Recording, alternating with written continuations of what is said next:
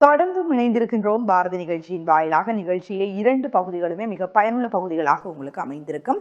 அதே போல தொடர்ச்சியாக அடுத்த பகுதி என்னென்று சொல்லி பார்த்தோம் என்று சொன்னால் மகளிர்கே பகுதி. மகளிர்கே பகுதியினூடாக ஒரு கர்ப்பிணி தாய் உண்ண வேண்டிய உணவுகள், அது மாத்திரமல்லாமல் அவர்கள் எவ்வாறாக நடந்து கொள்ள வேண்டும், அது மாத்திரமல்லாமல் பல்வேறு விடயங்களை நிகழ்ச்சியின் வாயிலாக நாங்கள் தந்திருந்தோம். அது மாத்திரமல்லாமல் ஒரு பெண் என்பவள் எத்தனை பருவங்களை கடக்கின்றால், ஒவ்வொரு நிலைகளிலும் எவ்வாறான விடயங்களில் அவள் பங்கு பெற்ற வேண்டும், அது மாத்திரமல்லாமல் இந்த மாற்றங்களுக்கு ஏற்ப அவள் எவ்வாறு வாழ பழகிக்கொள்ள வேண்டும் போன்ற பல்வேறு விடயங்களை உள்ளடக்கியதாக மகளிர்கே பகுதியினூடாக பல விடயங்களை நாங்களுமே தருவது வழக்கம். அதுபோல இன்றைய நாளுக்குரிய மகளிர்கே பகுதியும் காத்திருக்கின்றது, பார்க்கலாம்.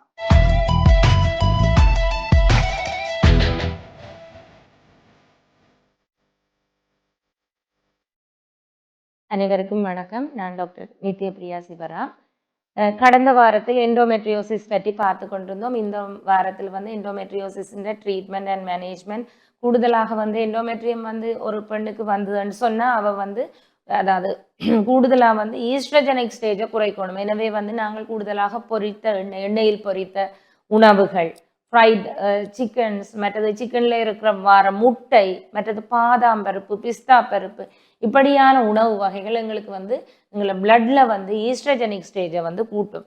அத்துடன் மட்டுமன்றி இந்த மலைநாடுகளில் விளைந்த கேரட், பீட்ரூட், பீன்ஸ் இதுகளும் எங்களுக்கு கூடுதலான ஈஸ்ட்ரஜன் அளவை கூட்டக்கூடியதாக இருக்கும். எனவே இந்த மாதிரியான உணவுகளை தவிர்க்க வேண்டும்.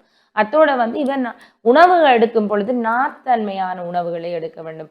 ஃபைபர்ஸ்ன்னு சொன்னா எங்களுக்கு நிறைய கீரைகள், அதாவது அரைக்கீரை, மற்ற பல வகையான முளைக்கீரை, இதுகள் எல்லாம் எங்களுக்கு நல்ல ஃபைபர்ஸ் இருக்கு.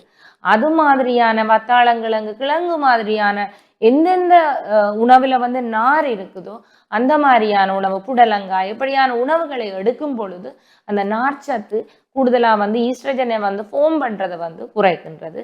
அத்தோடு மட்டுமன்றி இவ எக்ஸசைஸ், அதாவது இப்பொழுது எங்களுக்கு எல்லாருக்கும் செடன்டரி லைஃப் தான், போய் ஒவ்வொரு இடத்துல இருந்து வேலை செய்கிறோம். எல்லாருமே செடன்டரி, அதாவது ஒர்க் இல்லை.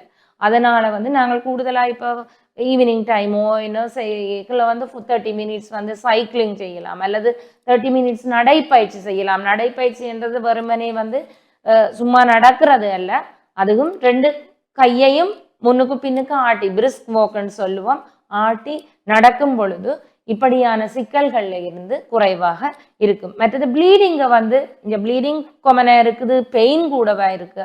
அப்ப ப்ளீடிங்கை நாங்க குறைக்க வேண்டும்னு சொன்னா கூடுதலாக எங்களுக்கு ப்ளீடிங்கை குறைக்க வேண்டும், as well as அந்த பிளட்ல வர லொஸ்ஸை நாங்க குறைக்க வேண்டும்.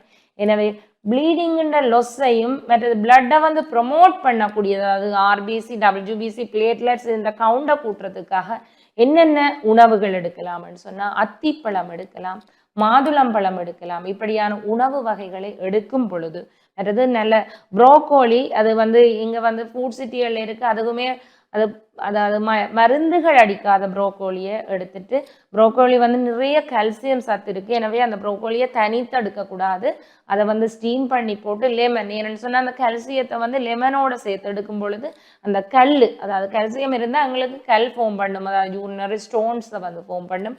எனவே அந்த லெமனோட சேர்த்து எடுக்கும் பொழுது இப்படியான எண்டோமெட்ரியோசிஸ் என்ற தொல்லைகள்ல இருந்து இவைகள் ரிலீவ் பண்ணப்படலாம்.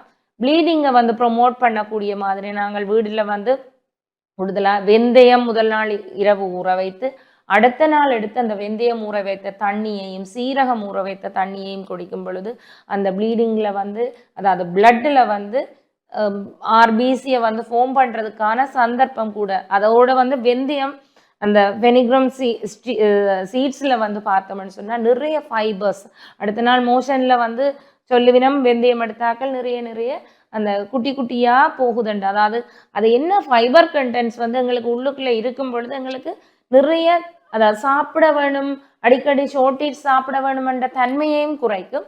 நீண்ட நேரம் அந்த ஸ்டொமக்குள்ள இருக்கிறபடியா என்ன செய்யும்னு சொன்னா கூடுதலா அந்த ஸ்டொமக்கையும் ரீஜெனரேட் பண்ணக்கூடிய ஒரு தன்மை இருக்கு இந்த வெந்தயத்துக்கு.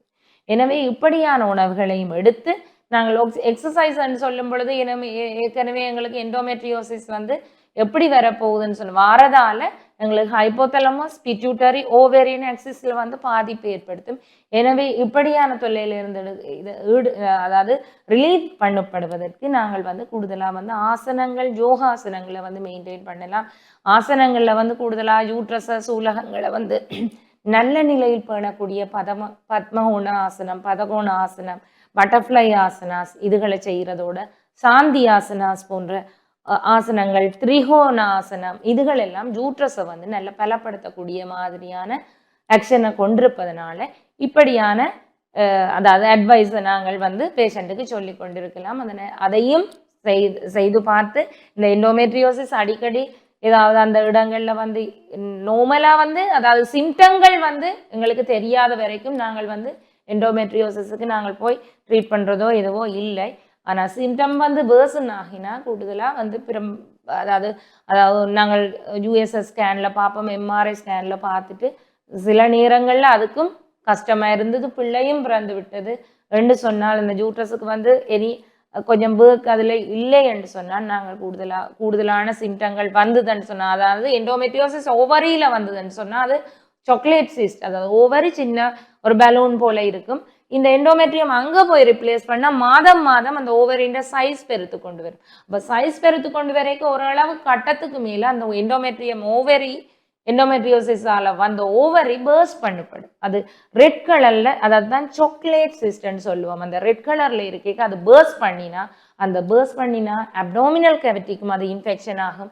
அப்டோமினல் கேவிட்டிக்கு போச்சுன்னா அது பெரிட்டோனைட்டிஸை கோஸ் பண்ணும். பெரிட்டோனைட்டிஸ் முறையாக வந்து மேனேஜ் பண்ணப்படாட்ட அந்த பேஷண்ட்டுக்கு வந்து கொஞ்சம் கூடுதலான காம்ப்ளிகேஷனை ஏற்படுத்தும். எனவே அந்த எண்டோமெட்ரியம் வந்து ஓவரியில சாக்லேட் சிஸ்டன்ட் ஃபார்முலா வந்ததுன்னு சொன்னால் அதுவும் சைஸில் பெருத்து கொண்டு வந்ததுன்னு சொன்னால் நாங்கள் அந்த ஓவரியும் ரிமூவ் பண்ணி யூட்ரஸையும் ரிமூவ் பண்ண வேண்டிய சந்தர்ப்பம் பெறும். எப்போ வரைக்கும் பிரச்சனை இல்லை, எண்டோமெட்ரியோசிஸால் எங்களுக்கு இந்த ப்ளீடிங் பெயின் இப்படியான போஸ்ட்-கைட்ரல் ப்ளீடிங் பெயின் இதுகள் எங்களுக்கு பெரிய அளவில் பிரச்சனை வர இல்லைன்னு சொன்னால் நாங்கள் வெயிட் பண்ணி இப்படியான ஹோம் ரெமெடிஸ் மூலம் பார்க்கலாம். இல்லாட்டி அந்த சாக்லேட் சிஸ்டே பர்ஸ்ட் பண்ணுற அளவுக்கு போச்சுன்னு சொன்னால் நாங்கள் வந்து அதை மேனேஜ் பண்ணத்தான் வேணும்.